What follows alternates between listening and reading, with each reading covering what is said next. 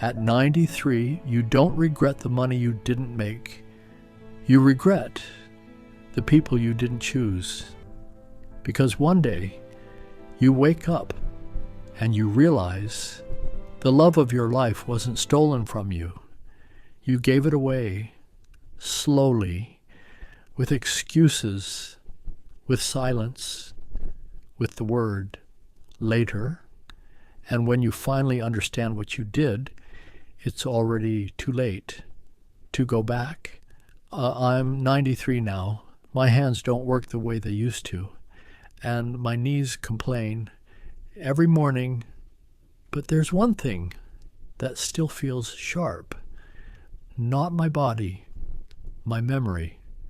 Because no matter how old you get, there are some moments your soul refuses to forget. Tonight, I'm going to tell you a story, not a story about perfect love, but about the kind of love you only recognize after you've lost it.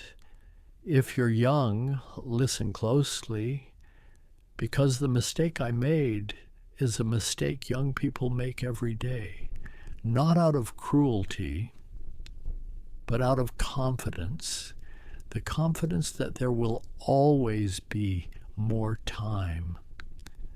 By the end of this story, you'll understand something most people learn too late. That love doesn't leave all at once. It leaves one decision at a time. And sometimes the smallest decision becomes the one that ruins your life. Let me take you back to when I was 19, when the world still felt endless. And I didn't know how expensive later would become. There's a certain kind of silence that only visits you when you're old, not the peaceful kind, the kind that sits beside you in the dark and asks questions you can't outrun anymore. People think the biggest regret is money or success or not traveling. But that's not what haunts you at 93. It's smaller than that. It's a name you never say out loud, because the moment you do, it becomes real again. It's a face in a place you haven't been in 70 years. It's the sound of laughter that used to belong to your life, and then one day, it doesn't. I'm 93 now. My hands don't work the way they used to. My knees argue with every step. And my memory, it's strange. It forgets where I put my glasses. It forgets what I ate yesterday. It forgets the little things. But it never forgot her. Tonight, I'm going to tell you a story, not because I want pity, not because I want forgiveness. I'm too old for that. I'm telling it because there are people out there, young people, who still have time. And most people, they wait until the end of their lives to realize they spent it chasing the wrong things. I don't want you to make that mistake. I want you to have the hindsight of a 90-year-old while you still have the energy of 20. And it starts with one story, the only love I ever lost, without anyone taking it from me. I met her when I was 19. 19, that age where you think life is endless, where tomorrow feels guaranteed, where you believe you can always fix things.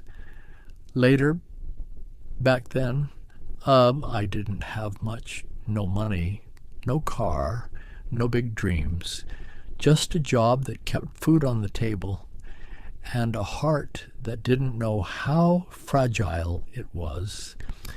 I was the kind of boy who thought being tough meant being silent, the kind of boy who didn't say, "I miss you," because he thought missing someone made him weak.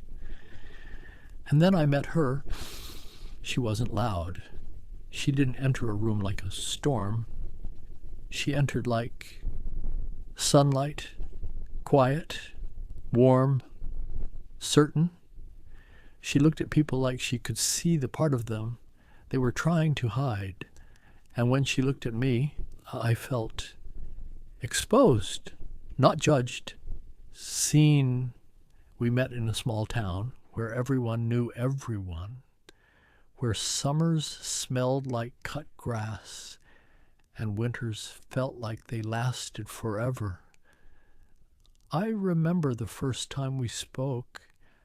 I don't remember what I said, but I remember what happened after. For the first time in my life, I wanted to be better, not for applause, not for my father, not for the world, just for one person, because she made goodness feel possible. And the strange thing about young love is it doesn't ask permission. It just arrives, and suddenly the world is sharper, colors brighter, time slower. Even the air feels different. We didn't call it soul mates back then. We didn't have fancy words.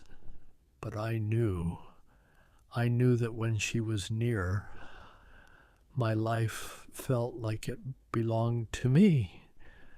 And when she wasn't, I felt like I was waiting for the world to start again. We used to meet near the train tracks at sunset. I know, it sounds like something from an old movie, but that's exactly what it felt like, a town so quiet. You could hear your own thoughts, a sky so wide, it made your problems look small. We'd sit on the grass, close enough that our shoulders touched, but not so close that we had to admit what we were feeling. Back then, we were shy with our happiness, like it could be stolen. She carried a small notebook everywhere, not for school, not for work, just for her heart.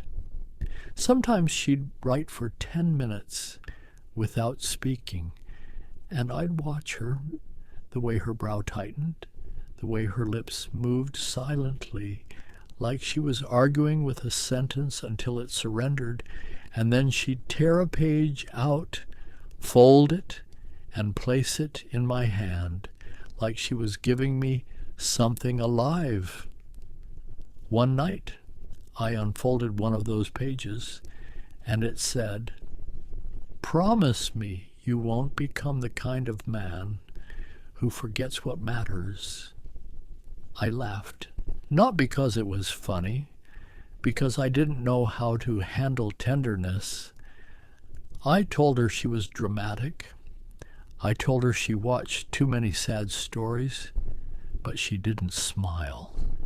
She looked at me with that calm seriousness that only wise people have, and she said, "People don't change all at once. They change one decision at a time." I didn't understand. At 19, you think love is permanent. You think once someone chooses you, they'll always choose you. You think time is on your side. But she understood something that took me decades to learn. Love doesn't die in one moment. It dies in small moments, in the things you don't say, in the calls you don't return, in the way you let life become louder than the person who loves you. She wasn't trying to scare me.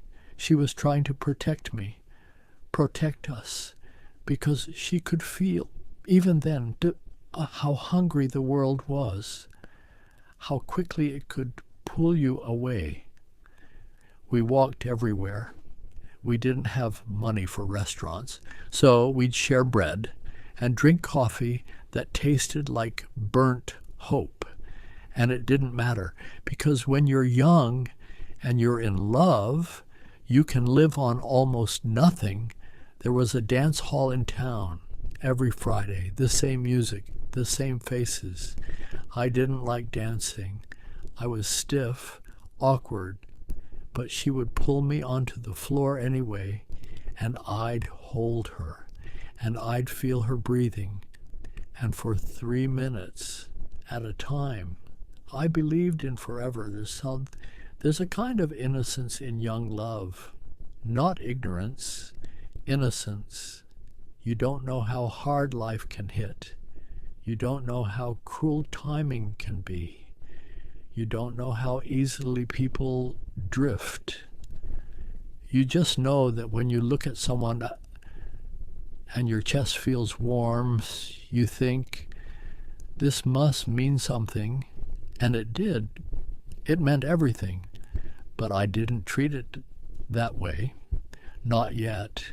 Because the tragedy of youth is you don't recognize the best days while you're living them. You only recognize them when they're gone. A few months later, I got an opportunity, a job in the city, the kind of job that made grown men nod at you like you'd finally become worth something. My father didn't say, "I'm proud of you," often. He believed pride made men soft. But that day, he looked at me differently, like I had finally stepped out of his shadow. And I wanted that feeling. I wanted it more than I should have. Because when you grow up without praise, you become addicted to it, even if it costs you everything. The city was 2 hours away. Not far, not really, but far enough to change a life. I told her about the job on a quiet evening. The sun was low, and the air smelled like summer ending. She listened without interrupting. No anger, no tears, just silence. Then she asked one question. Not, will you miss me? Not, will you stay? One question. Are you taking this because it's right? Or because you're scared of being ordinary? That question, it hit me like a slap. Because it was true. I was terrified. Terrified of being poor. Terrified of being forgotten. Terrified that one day I'd be old and no one would remember my name. I wanted to be somebody, and in my foolish mind, somebody meant money, respect, a suit, a title. I didn't realize you can become somebody and still lose your soul. I told her I would come back. I said it with confidence, like promises were currency. I'll come back. And she nodded. But her eyes looked like she didn't believe me, not because she thought I was lying, because she understood something I didn't, that life doesn't care about good intentions. Life cares about momentum. And once you start moving away from someone, it takes strength to move back. The first weeks in the city felt exciting. New streets, new lights, new people who didn't know who I used to be. I rented a small room, bare walls, thin mattress, and every night I told myself I was building a future. At first, I missed her constantly. I'd hear a song in a diner, and my throat would tighten. I'd see a couple holding hands, and my chest would ache. I wrote letters, long ones. I told her I loved her. I told her I missed her. I told her I couldn't wait to come home. And for a while, it felt like we could survive anything. But then, work started to demand more. A few extra hours, a few extra shifts, a few extra sacrifices, and something changed. Not suddenly, Slowly, like rust, I started thinking about the next promotion, the next paycheck, the next step. I started living for someday. Someday I'll have enough. Someday I'll be stable. Someday I'll come back. And love became something I assumed would wait because I thought love was patient. I didn't understand that love is also tired, and people, even the ones who adore you, can only wait so long. At first, the letters kept us alive.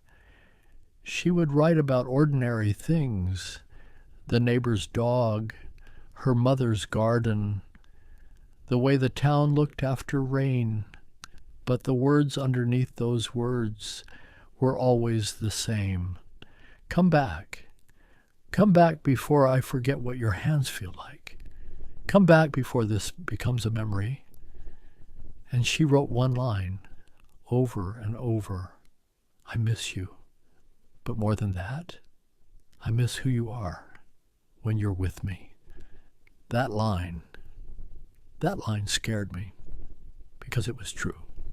In the city, I was becoming someone else, a man who measured his worth in numbers, in hours, in approval. I started working late, then later, then always. I started coming home too tired to write. And when I did write, the letters became shorter, colder, not because I loved her less, but because the city had taught me a dangerous lesson, that feelings are inconvenient, that tenderness makes you weak, that if you want to climb, you have to stop looking down. And I wanted to climb. I wanted to prove something, not to her, to myself, and maybe to the ghost of my father's disappointment. I told myself I was doing it for our future. That lie tastes sweet. It makes you feel noble. But it was still a lie, because if it was truly for us, I would have gone back. I would have chosen her again and again. Instead, I chose ambition. I chose pride. I chose fear. Months passed, then years, and the strange thing is, nothing dramatic happened. No big fight, no screaming, no slammed doors, just distance, silence growing like weeds. I'd read her letters and feel guilty. Then I'd fold them, put them in a drawer, and tell myself I'd answer tomorrow. Tomorrow? Later? Soon? Those are the words that build a life you don't recognize. One night, I came home exhausted. My hands smelled like metal and sweat. I sat on the edge of my bed, and I realized I couldn't remember the sound of her laugh. I could remember her face. I could remember her eyes. But the sound, it was fading. And that terrified me, because it meant love wasn't eternal. It meant love could be lost, even without anyone trying to steal it. But instead of going back, I did what young men do when they're afraid. I buried the fear under work. I made myself busy. Busy is a wonderful drug. It numbs you. It makes you feel important. It gives you an excuse. And the more I used it, the less human I became. I started to feel like life was a race, and I had to win, even if I didn't know what winning meant. I didn't notice I was slowly turning into the kind of man she warned me about, the kind of man who forgets what matters. Then one day, a letter arrived. The handwriting looked different, not the confident strokes I knew. This looked shaky, like her hand didn't want to write it, like her heart was begging her not to. It was only a few sentences. I waited. I prayed you'd come back. But I can't build a life on promises anymore. I read it once, then again, and then again. My throat tightened, my hands went cold, and then I saw the last line. If you ever loved me, please don't make me beg. That line still lives inside me, even now, even at 93. It's strange. I can forget entire days, but I can't forget that sentence. I remember sitting down, holding the paper like it was fragile, like if I squeezed too hard, I'd crush what was left of us. I told myself I would go. I told myself I would take the next train. I told myself I would run back. I told myself, this is the moment. This is the moment you become the man you promised to be. But I didn't go. I did something worse. I postponed. I told myself I was busy, that I'd go next month, that I'd go when work calmed down, that I'd go when I had more money, that I'd go when I was ready. Ready? What a coward's word. Here's the part nobody tells you about regret. Regret doesn't feel like pain at first. It feels like delay. It feels like not now. It feels like later. It feels like you still have control. And then one day you look up and it's gone. I didn't lose her in a dramatic scene. No betrayal. No villain. I lost her. One delayed reply at a time. One excuse at a time. 1 month at a time. Her regret is built from later. And the cruelest thing about regret is that it doesn't scream. It whispers. It says, it's fine. You'll fix it. You have time. And youth believes it. Because youth always believes it has time. But time is not loyal. It doesn't care who you love. It doesn't care what you planned. It only moves forward, and it takes everything with it. I wish I could tell you I learned my lesson immediately. I didn't. I kept working. I kept climbing. I kept collecting achievements like trophies. And the whole time, a part of me was missing, not loudly, quietly, like a room in a house you stop entering, until one day you forget it exists. And then you wake up old and realize that room was where your life was supposed to happen. I saw her again, once, 7 years later. I was back in town for a funeral, the kind of day where the sky looks gray, even when it isn't. I walked into a grocery store just to buy something small, and there she was. I froze. Same eyes, same quiet gravity. But she looked different, not older, not broken, just settled, like someone who had accepted the truth and made peace with it. She was holding a child's hand, a little boy, maybe 4, and there was a ring on her finger, a simple ring, but it might as well have been a locked door. She noticed me for a second. The whole world stopped, and my heart, my foolish heart, thought, this is it. This is where the story turns. This is where I finally say what I should have said. But she didn't run to me. She didn't cry. She didn't look angry.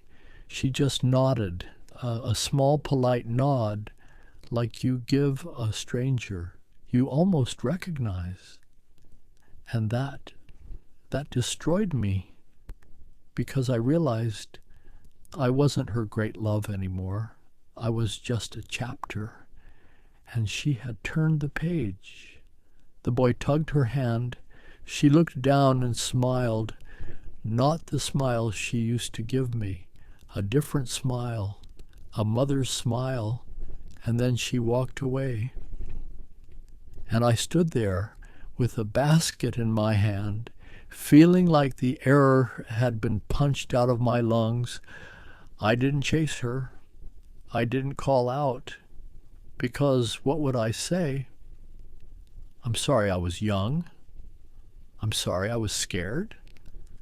I'm sorry I thought success would keep me warm at night. No. Some apologies come too late, and that's the lesson. If you're listening and you're young, here are the truths my 93 years bought me. Truth 1, love is not a feeling. It's a decision you make again and again. Truth 2, ambition is a hungry animal. If you feed it too much, it eats your life. Truth 3, the people who truly love you won't beg forever. Truth 4, if someone makes you feel like your best self, protect that. That's rare. Truth 5, there are some doors that only open once, and when they close, you don't get to negotiate. I married later. I had children. I lived a respectable life, but there's a quiet truth I've carried like a stone. The greatest love of my life was the one I was too afraid to choose.